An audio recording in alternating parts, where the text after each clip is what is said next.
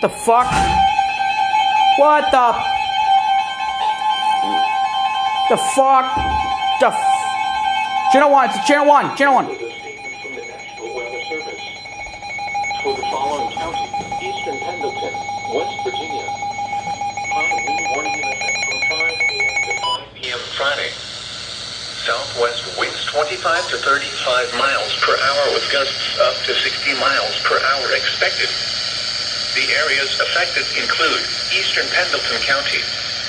The hazardous weather conditions are expected from 5 a.m. to 5 p.m. Friday. Impacts. Damaging winds will blow down trees and power lines.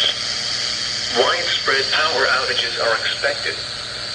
Travel will be difficult, especially for high-profile vehicles. People should avoid being outside in forested areas and around trees and branches. If possible, remain in the lower levels of your home during the windstorm and avoid windows. Use caution if you must drive.